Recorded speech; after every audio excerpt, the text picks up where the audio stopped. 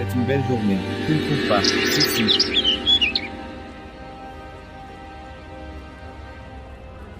Salut monsieur, et dames.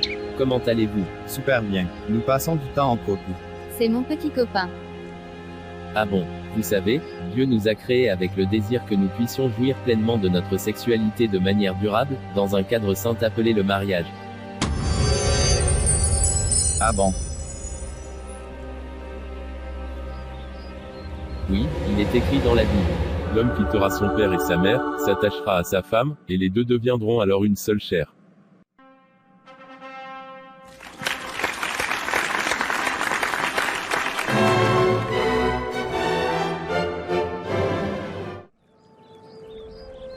Dieu en tant que créateur, est aussi en train de dire que toutes les autres relations sexuelles ne sont pas autorisées par lui, parce qu'en définitive elles vont nuire à l'homme.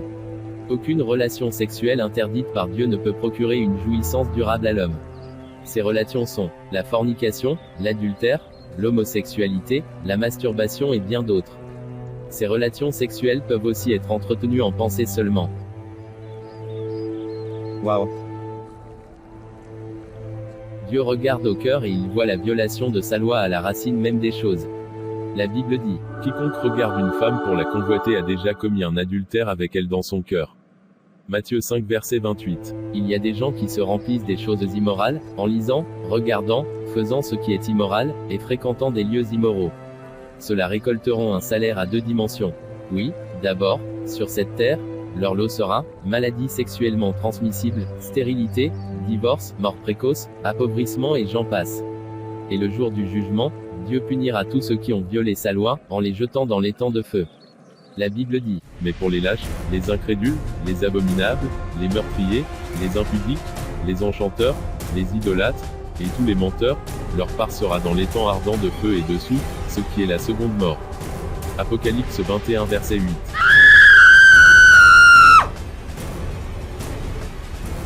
Il est encore écrit, ni les impudiques, ni les idolâtres, ni les adultères, ni les efféminés, ni les infâmes, ni les voleurs, ni les cupides, ni les ivrognes, ni les outrageux, ni les ravisseurs, n'hériteront le royaume de Dieu. 1 Corinthiens 6 versets 9 à 10. oui, tous ceux qui ont péché iront dans l'étang de feu. Oh, nous sommes perdus. Il n'y a donc plus d'espoir pour nous. Si, il y a encore de l'espoir. Dieu, dans son amour, ne souhaite pas la mort du pécheur. Dieu aime le pécheur, il vous aime. C'est pourquoi il nous a manifesté son amour en nous envoyant son Fils unique, Jésus-Christ comme sacrifice pour nos péchés. Il est écrit, car Dieu a tant aimé le monde qu'il a donné son Fils unique, afin que quiconque croit en lui ne périsse point, mais ait la vie éternelle. Jean 3 verset 16. Tu entends ça? C'est merveilleux. Jésus a été puni pour toi afin que Dieu ne te punisse pas au jour du jugement à cause de tes péchés. Il n'est pas seulement mort pour toi, il est ressuscité des morts et il vit à jamais. Il est prêt à venir dans ta vie par son Saint-Esprit et à réparer tout ce qui dans ta vie est brisé et déréglé à cause de tes péchés passés. Il est prêt à te changer et à changer ta vie. Oui, il veut le faire et te donner la vie éternelle. La Bible dit, Si quelqu'un est en Christ, il est une nouvelle créature, les choses anciennes sont passées, voici, toutes choses sont devenues nouvelles. 2 Corinthiens 5 verset 17. Mais comment faire pour recevoir Jésus-Christ et avoir la vie éternelle? Oui. Comment faire? très bonne question. Si tu veux être pardonné, c'est très simple. Voici comment tu dois prier, dis, Seigneur Dieu, Seigneur Dieu, Seigneur Dieu, j'ai péché dans mes pensées, mes paroles et mes actes. j'ai péché dans mes pensées, mes paroles et mes actes. j'ai péché dans mes pensées, mes paroles et mes actes. Je crois que Jésus est mort sur la croix à ma place. Je crois maintenant qu'il est mon Sauveur et mon Seigneur.